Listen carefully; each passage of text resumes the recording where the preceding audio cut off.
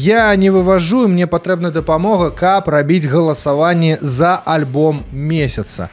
У нас там у ТГ вышэй галасавалка ёсць ужо за студзень, напрыклад. І я гэту галасавалку ўсё неяк не скончу, таму што я как бы бачу, што патэнцыял яшчэ не даціснуты.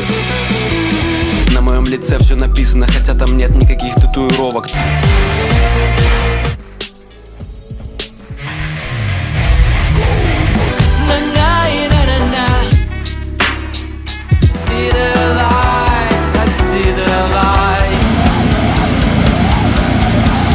Проголосовало там больше за 100 человек, але на мой погляд, отстойно давать такое звание альбом месяца, коли не поудзельнічала, не проголосовал, хотя бы там тысяча человек. Гэтай рубрикой трэба займацца, трэба рабіць шорцы, абмяркоўваць альбомы, выкладывать матэрыялы, там постоянно штурхать людей.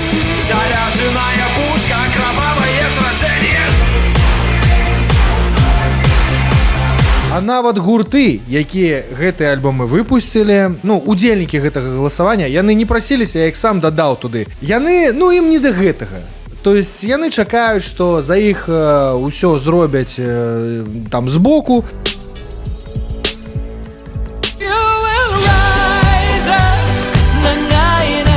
Яны не прасілі нічога ад мяне. Я сам, это моя ініцыятыва, так? І так выйшла, што я прыдумаў нейкую там рубрыку, сам збоку неяк іх там прасоўваю.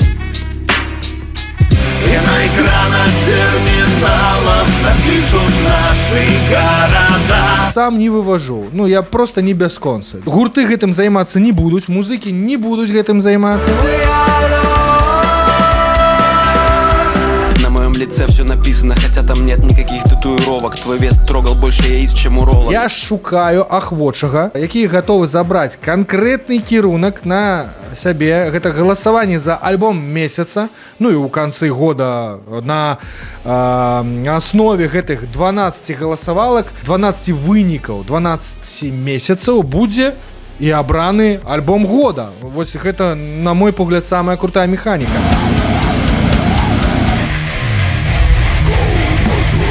Калі ёсць інтарэс, я аддам вам гэты кірунак, навучу монтаваць, дазволю прыдумляць свае механікі, рабіце што хаціце. Мне галоўна, каб вакол беларускіх рэлізаў нешта булькала, пердзела, быў увогуле рэзананс.